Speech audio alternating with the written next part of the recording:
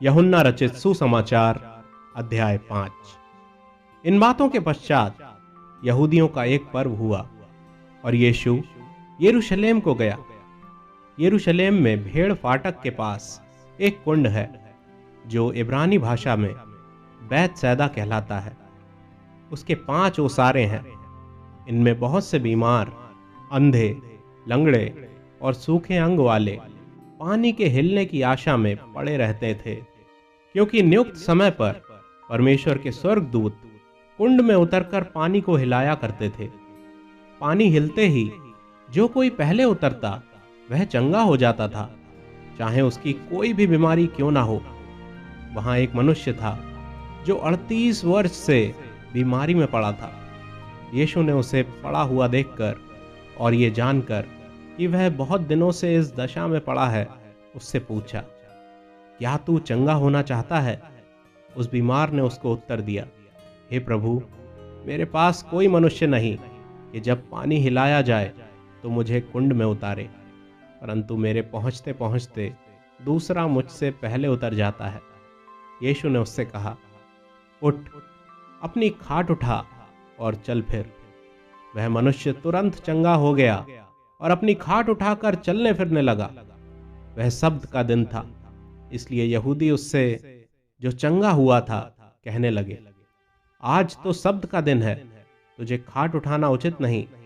उसने उन्हें उत्तर दिया, जिसने मुझे चंगा किया है उसी ने मुझसे कहा है, अपनी खाट उठा और चल फिर।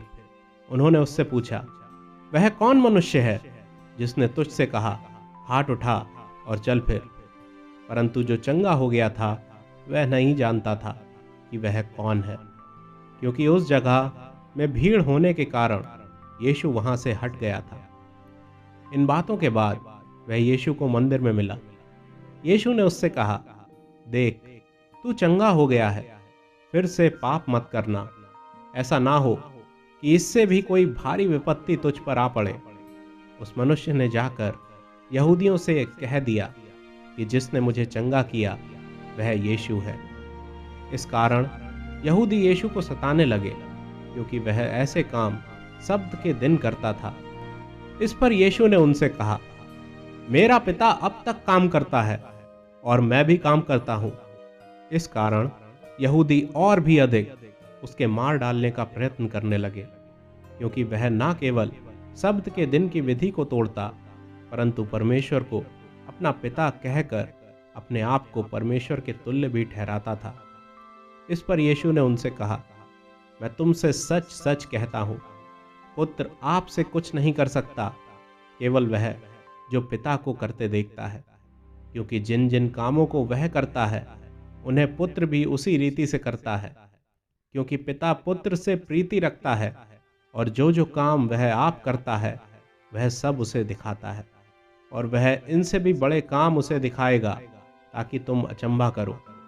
जैसा पिता मरे हुओं को उठाता और जिलाता है, वैसा ही पुत्र भी जिन्हें चाहता है उन्हें जिलाता है। पिता किसी का न्याय नहीं करता, परंतु न्याय करने का सब काम पुत्र को सौंप दिया है, कि सब लोग जैसे पिता का आदर करते हैं वैसे ही पुत्र का भी आदर करें। जो पुत्र का आदर नहीं करता वह पिता का, जिसने उसे भेजा है, आदर नहीं करता। मैं तुमसे सच सच कहता हूँ, जो मेरा वचन सुनकर मेरे भेजने वाले पर विश्वास करता है, अनंत जीवन उसका है, और उस पर दंड की आज्ञा नहीं होती, परंतु वह मृत्यु से पार होकर जीवन में प्रवेश कर चुका है। मैं तुमसे सच सच कहता हूँ, वह समय आता है और अब है, जिसमें मृतक परमेश्वर के पुत्र का शब्द सुनेंगे, और जो सुनेंगे वे जिएंगे, क्योंकि जिस रीति से पिता अपने आप में जीवन रखता है, उसी रीति से उसने पुत्र को भी यह अधिकार दिया है कि अपने आप में जीवन रखे, वरन उसे न्याय करने का भी अधिकार दिया है, इसलिए कि वह मनुष्य का पुत्र है। इससे अचंभा मत करो, क्योंकि वह समय आता है कि जितने कब्रों में हैं वे उसका शब्द सुनकर निकल आएंगे। जिन्होंने भलाई की है वे जीवन के पुनरुत्थान के लिए जी उठेंगे, और जिन्होंने बुराई की है वे दंड के पुनरुत्थान के लिए जी उठेंगे। मैं अपने आप से कुछ नहीं कर सकता, जैसा सुनता हूँ वैसा न्याय करता हूँ, और मेरा न्याय सच्चा है, क्योंकि मैं अपनी इच्छा नहीं परंतु अपने भेजने वाले की इच्छा चाहता हूँ। यदि मैं आप ही अपनी गवाही दूं तो मेरी गवाही सच्ची नहीं, एक और है जो मेरी गवाही देता है, और मैं जानता हूँ कि मेरी जो गवाही वह देता है वह सच्ची है। तुमने यूहन्ना से पूछवाया और उसने सच्चाई की गवाही दी है, परंतु मैं अपने विषय में मनुष्य की गवाही नहीं चाहता। तो भी मैं ये बातें इसलिए कहता हूँ कि तुम्हें उद्धार मिले। वह तो जलता और चमकता हुआ दीपक था, और तुम्हें कुछ देर तक उसकी ज्योति में मगन होना अच्छा लगा, परंतु मेरे पास जो गवाही है वह यूहन्ना की गवाही से बड़ी है, क्योंकि जो काम पिता ने मुझे पूरा करने को सौंपा है, अर्थात यही काम जो मैं करता हूँ, वे मेरे गवाह हैं कि पिता ने मुझे भेजा है, और पिता जिसने मुझे भेजा है उसी ने मेरी गवाही दी है। तुमने ना कभी उसका शब्द सुना और ना उसका रूप देखा है, और उसके वचन को मन में स्थिर नहीं रखते, क्योंकि जिसे उसने भेजा तुम उसका विश्वास नहीं करते। तुम पवित्र शास्त्र में ढूंढते हो, क्योंकि समझते हो कि उसमें अनंत जीवन तुम्हें मिलता है, और यह वही है जो मेरी गवाही देता है। फिर भी तुम जीवन पाने के लिए मेरे पास आना नहीं चाहते। मैं मनुष्यों से आदर नहीं चाहता, परंतु मैं तुम्हें जानता हूँ कि तुम में परमेश्वर का प्रेम नहीं। मैं अपने पिता के नाम से आया हूँ और तुम मुझे ग्रहण नहीं करते। यदि अन्य कोई अपने ही नाम से आए तो उसे ग्रहण कर लोगे।